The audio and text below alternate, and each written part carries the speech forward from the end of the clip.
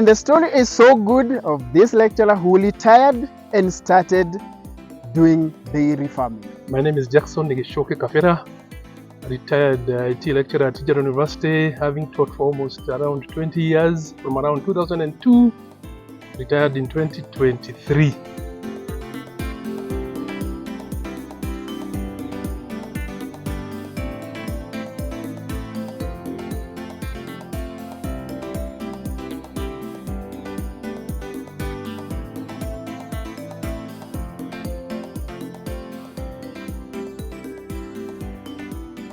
And here we are with the beautiful cows. You can see them. Let's hear the real story. So, how are you, sir? I'm fine. So, what's your name? I'm Dennis Soy. Okay. I come from Eldoret. From 4 graduate. I'm working as a farm manager at Egerton. Okay. Yeah. So, I can see the cows looks nice. Yeah. The highest producing cow? The highest producing, we have like 50 kilos a day. Yes. That is per 1 cow. Yes. And we have a lot of them. Okay. It varies as per cow breed. Okay. Yeah. So, like, how many cows do you have in total? In total, we have about 35 cows. Okay. Here being just but a sample of them. Okay. Yeah. That's awesome. So, like, how many times do you milk per day? I milk my cow like thrice a day. Okay.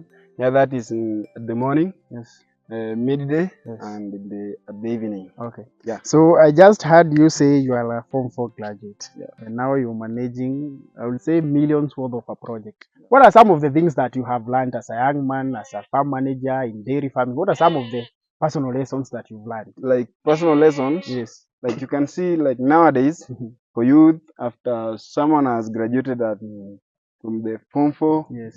to the village, yes. the person does not want to go and do such like a job. Yes. You know, watu wengi hudharau yes. kusema kazi ya ng'ombe nini vitu kama hiyo.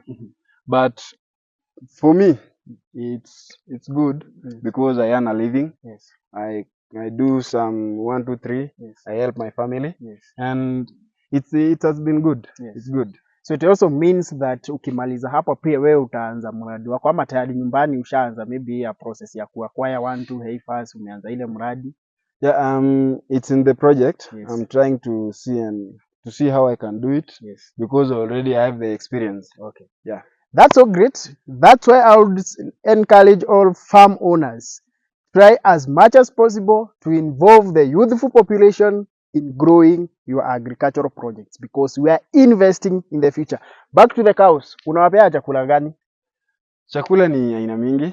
Chakula wako tuko na nyepia. Yes. Tuko na the old one na tuko na hii zimekuja siku hizi, the pakchong breed. Yes. Tuko na Rhodes. Yes. Tuko na sorghum. Pia kuna mahindi tunatengeneza hadi silage. Yeah, tunahakisha tunabadilisha, pia tunaenda tunanunulia dairy meal. Wheat bran tunakuja tunawachanganyia. Yeah.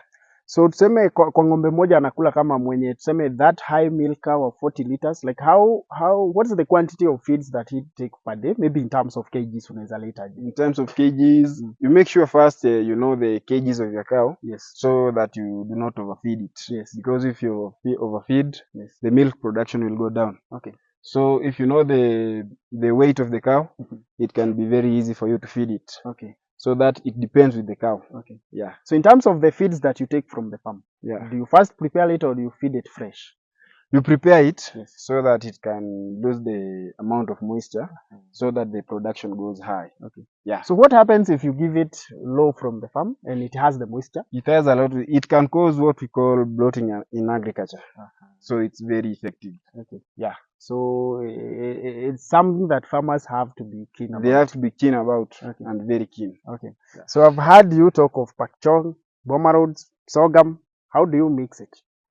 You make sure like you have a certain amount. Yes. So that you measure the amount of which you can give it, because they are type of variety. Yes. There are different type of varieties. Yes. So you mix it, yes. like you measure it first. Yes. Then you mix it and you know the cow which you are taking it yes. to. Yeah. Yes.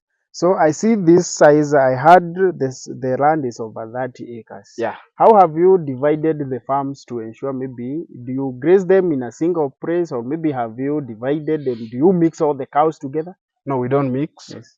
We have a certain place Yes. where we take the bulls Yes. to feed from there. Okay. Then the time they arrive, Yes. we give them some type of feed for the bulls. Okay.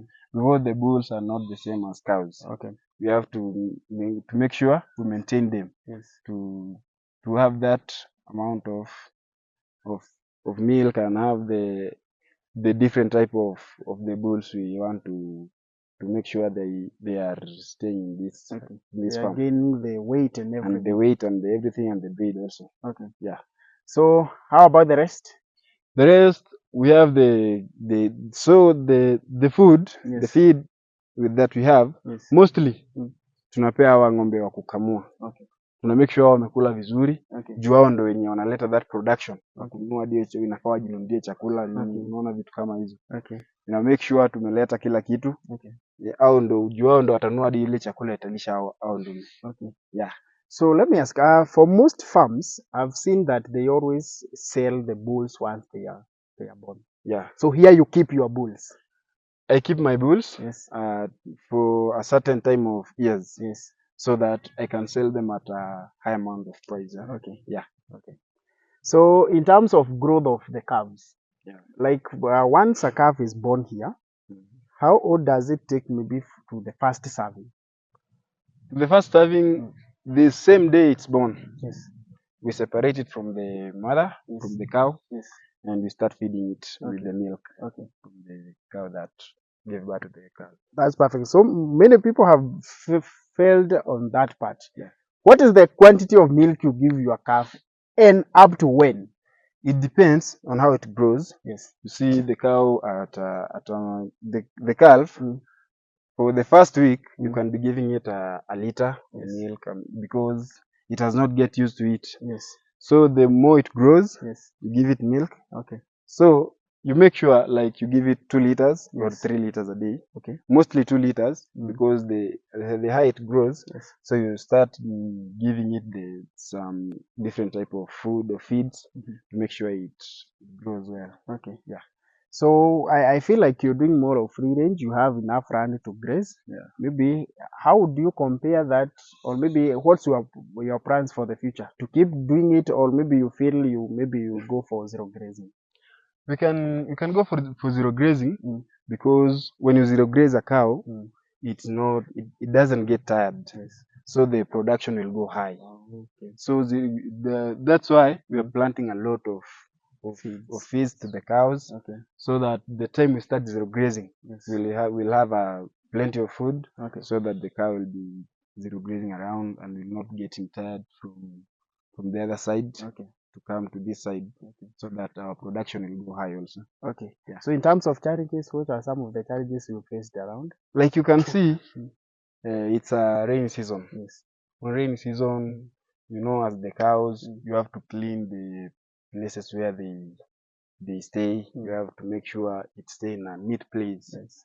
So me being a manager Yes. does not mean that I'm just managing. Yes. We are working with others. Yes. We come together, we change idea, we know how we can do these things. Yes. And we make sure everything goes on as we plan it. That's so great. So are you happy to see Kilimo Faida here? Yeah, I'm very happy to see Kilimo Faida. Yes.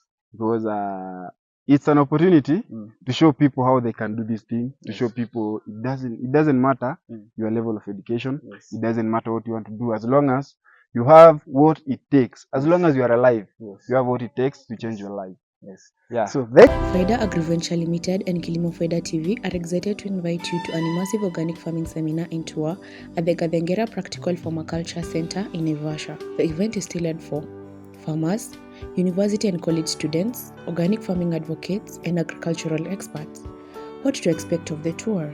Natural farming and composting. You will gain insights into eco-friendly farming techniques and effective composting methods, conservation of indigenous crops, You will get to learn how to preserve and enhance indigenous crop varieties, explore diverse herb species and their uses in sustainable farming, and water conservation, where you will learn to discover practical approaches to water management and conservation. And to wrap it up, you will enjoy exploring our nature camp and experience the beauty of the farm. You will get a certificate of participation to acknowledge your commitment to sustainable agriculture. The program will cost you only 1,500 shillings, which includes transport from Nakuru to the farm and back, or 1,000 shillings for those to be picked up at Naivasha. Do not miss this opportunity to expand your knowledge and network with like-minded individuals. Contact us through the number on the screen and see the payment details.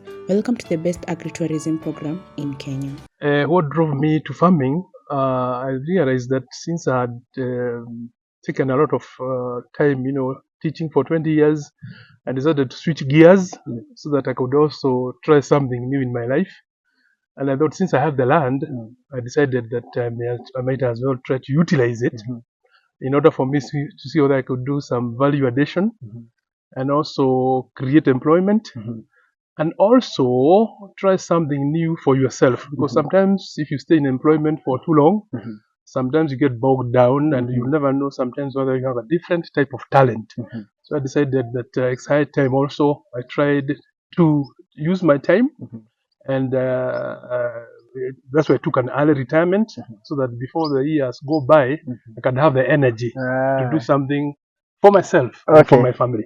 So would say you've been into agriculture for 1 year, or maybe you started some steps way before retirement? I started around 2006 on a very small scale terms. Then I realized that sometimes when you did something to really work properly, you need to give a lot of time.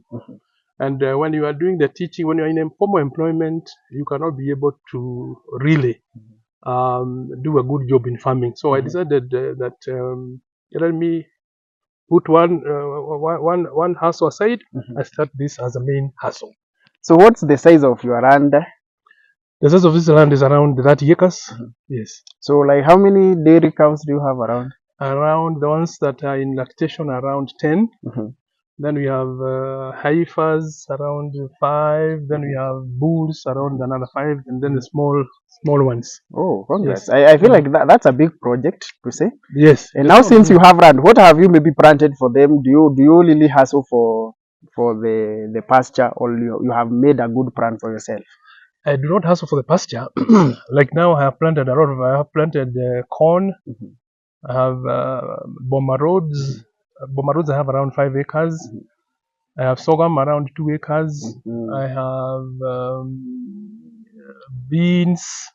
I have Napier. We have the new Chinese brand. It's called Pakchong. Pakchong. We have that in plenty, around 3-4 acres. Wow. So really, we have plenty of fodder. Fodder, we have plenty of it. At least now we utilize the rainy season. Now that it's raining, we try to do as much planting as possible, so that when the dry season comes, we do not have shortage of feed.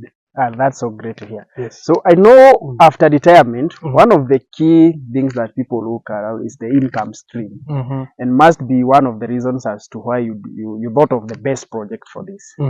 How do you say is the production per cow for in terms of milk, and maybe the kind of income, maybe in a range? I don't do the normal day-to-day. There's somebody who is my wife is in charge of that. Yes. But I'm sure she can give a better description of that. I don't have those details with me. But what I can say is that it is self-sustaining. Bottom line, it is self-sustaining. We do not go back to our pockets to pay the workers. We do not go back to our pockets to buy feed. So we say we are self-sustaining. That's awesome. So you said you also had the intention of maybe creating employment.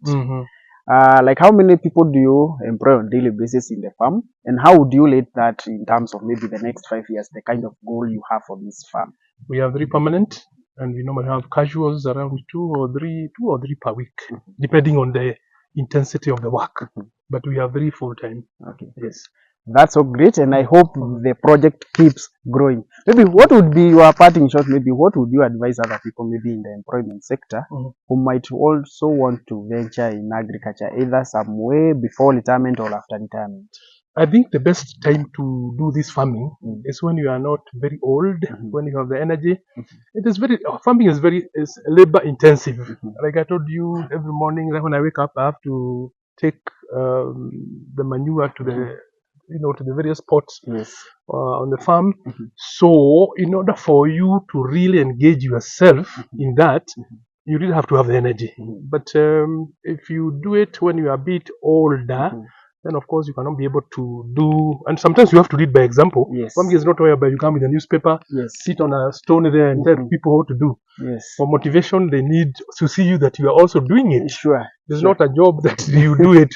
You cannot be somewhere you are seated and then calling people and telling them that you do this and do that. You actively need to do it yourself. Lead by example. That's so great to hear. Yes. So what are some of the challenges that you faced as a person when Water. engaging this? Yes, water. We normally have challenges of water during the dry season, but now we have provision to a dam. Somewhere down there we have a dam that we have that I dug sometime last year. I don't know the exact capacity, but there's plenty of water. So normally that one we normally irrigate the napier grass. Also for we use it for the animals. For the animals during the, because this place can get really dry. So that is something that we normally do for we have challenges of the water, but we have tried to alleviate it through that dam. Okay. Yes. So we would say you talk of I ran something about when you were talking of maybe the project sustaining the operations. Again, you dug a dam to ensure that you have water. So would you maybe recommend anyone who is doing agriculture to also think of sustainability, farm sustainability, other than maybe relying on external things every other time? Yes, it's good to have sustainability because we used to have water from the nearby borehole, but that was a bit expensive. They normally rate it per unit. You buy per unit, and during the dry season, the cows can really take a lot of water because they're eating dry matter. So you find that water can also eat into your profits. That's why I decided to provision my own means of getting the water. We also do water harvesting. Not for the water harvesting, it can run out very fast. So having that dam, by the time it goes so low in terms of the levels, we normally have the rainy season coming back. So we really don't suffer unless of course the dry season is prolonged. But it doesn't happen all the time. Yes. So I think before I let you go, I can see very nice cows with a good udder. How have you sourced these breeds? We have sourced them from different farmers. We normally get some from Rongai. We also get some from other farms. There are farms around Sunset Farm. There is other farms around. So we normally do for example, you guys are talking about your NGO. We also get information from other farmers, and then we get those good breeds. We try to look for the good breeds that can produce adequate amounts of milk. Yes.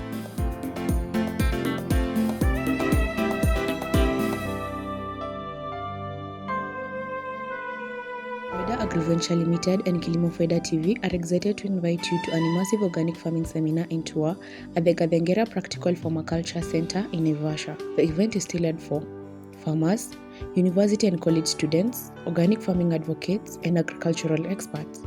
What to expect of the tour? Natural farming and composting. You will gain insights into eco-friendly farming techniques and effective composting methods, conservation of indigenous crops.